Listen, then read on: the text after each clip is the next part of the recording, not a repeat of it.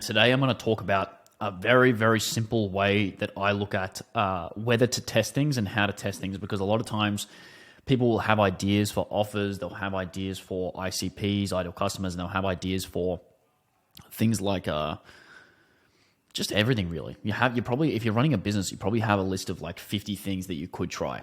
And the difficult part about that is you obviously have limited bandwidth and you don't know which to try. You don't know if I should just throw that out. You don't know if that's a bad idea, if that's a terrible idea. Excuse me. And there's really no framework out there for how to figure this stuff out. And the way that I look at it for context, because I've run, I don't even know how many split tests and how many tests and how many ideas I've tested and failed. But to be truthful, the only way that I've ever split it up is in a very binary fashion. And when I say binary, I mean it's very yes and no. And that is, on one hand, you have tests that are, okay, that's definitely a terrible idea. Let's never do that. I can guarantee that's never going to work. Then on the other side, we have tests that, I don't know, maybe it could work. And then on this side of the test that could work, there's kind of a varying level of, there's a varying certainty that you have about whether that would work or whether you think that's kind of just a flash in the pan idea that is a maybe. So what you want to do is, for the ideas that you know won't work and you can guarantee, okay, that's a shit idea, whatever, you can just throw them out immediately, obviously. You don't want to focus too much energy on them.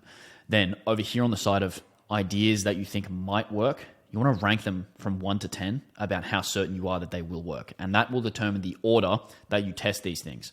Because realistically, if you have an idea, it's very unlikely that you had that idea for no reason. And it does actually have the potential to work. But the thing is, sometimes the things that you think are so unlikely to actually have a huge impact are the things that have a huge impact. So for example, Cale Owens, the CEO of Gym Launch, was talking about when he was trying to increase his show rates, and he tried literally everything. He thought, it would definitely work if we call them before, the day before. It will definitely work if we have more reminders. It will definitely work if we give them a bonus if they show up, all of this stuff. And none of it had an impact. So he's working for months and months and months. So he's working through his list of ideas for what to test. And eventually the only thing that ended up working was just calling them on the phone instead of Zoom. So the thing was, with gym owners, they were never on Zoom. They didn't know how to use it. So it was much easier to actually just call them, because all of them were on text. They were on their phones. They were calling people all day. And that was the thing that made the difference. And that wouldn't have happened if he had have just said, oh, no, I'm just not going to test that. Or, oh, no, I'm not sure what to do. I'm just going to stick to my most certain thing.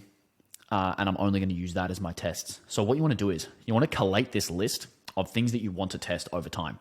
And you obviously have your rankings for, okay, I want to test this first, this first, this first, this second, this third. So you have that order as well. So you can see, like literally, I'm going to be systematically running tests on how to improve different processes. Apologies if you can hear my dog barking, by the way. So you want to have this sort of systematic process for testing different things inside the business.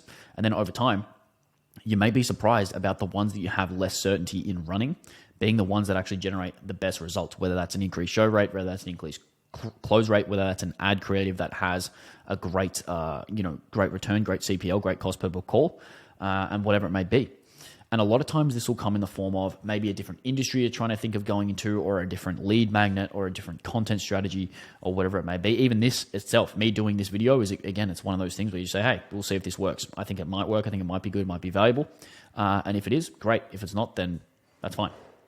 So the lesson is basically, if you think it might work, it's worth testing, because the upside is huge and what you end up potentially losing is quite low.